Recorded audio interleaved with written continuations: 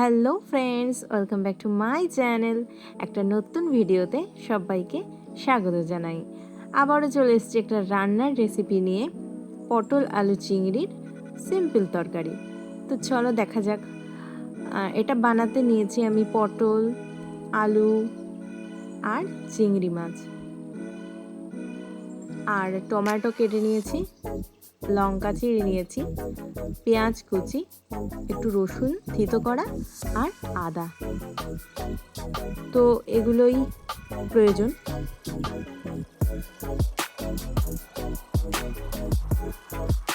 এবার কড়াই গরম হয়ে গেছে, তো কড়াইতে আমি সর্ষের তেল দিয়ে দিলাম।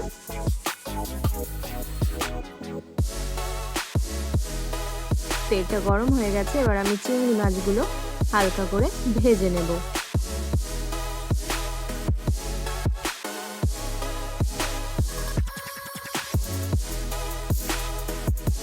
চিংড়ি ভাজা কমপ্লিট হয়ে গেছে। এবার ওই তেলেই আমি একটু 5 ফোড়ন দিয়ে দিলাম, দিয়ে দেব শুকনো লঙ্কা,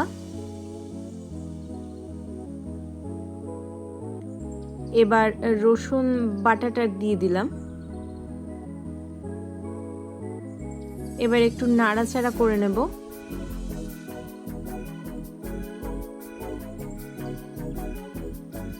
এবার পেঁয়াজ কুচি দিয়ে দিলাম।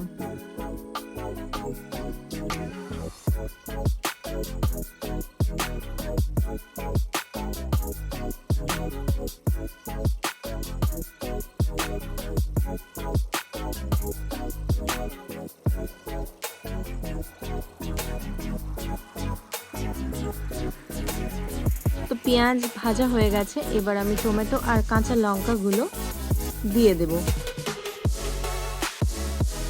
এবার এগুলো ভাজতে থাকবো।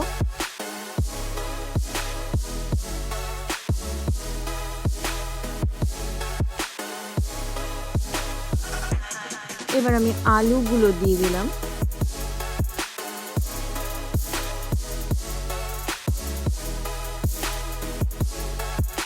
ভালো করে নাড়াচাড়া দিয়ে মিশিয়ে নিলাম।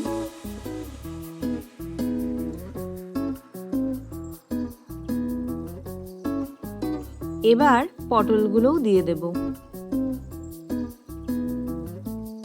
এবার ভালোভাবে একটু নাড়াচাড়া করে নেব, নিয়ে ঢাকা দিয়ে আমি এটা একটু রান্না হতে দেব। এবার দিয়ে দিলাম একটু আদা বাটা। এবার আমি মশলা দেব। লবণ দিয়ে দিলাম পরিমাণ মতো, দিয়ে দিলাম হলুদ গুঁড়ো, একটু লঙ্কা গুঁড়ো দিয়ে দিলাম, একটু ধনিয়া পাউডার আর জিরে গুঁড়ো। তো এবার ভালো করে নাড়াচাড়া করে নেব।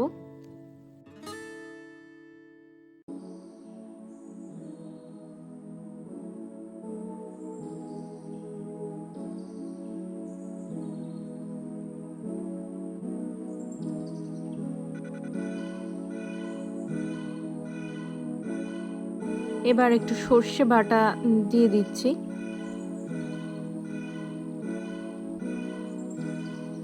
তো ভালোভাবে এবার নাড়াচাড়া করে নেব।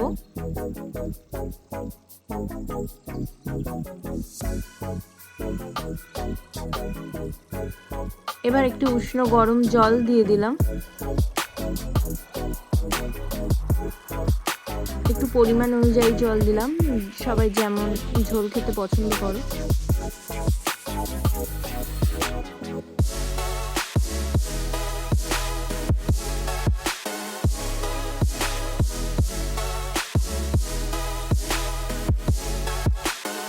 আমার রান্নাটা প্রায় হয়ে এসছে। এবার চিংড়ি মাছগুলো দিয়ে দিলাম। আমার কাছে বেশ কিছু ভাজা চিংড়িও ছিল, সেগুলোও আমি অ্যাড করে নিয়েছি।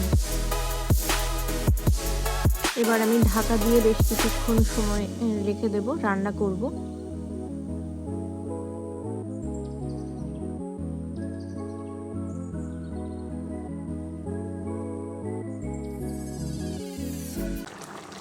দেখো কমপ্লিট হয়ে গেছে। এবার নামিয়ে পরিবেশন করলেই আলু পটল চিংড়ির তরকারি রেডি হয়ে গেছে। তোমরা চাইলে অবশ্যই ট্রাই করতে পারো। আর এরকম ভিডিও পেতে চাইলে লাইক কমেন্ট শেয়ার করো আর চ্যানেলটিকে সাবস্ক্রাইব করে পাশে থেকো। আজকের মতো এই পর্যন্ত।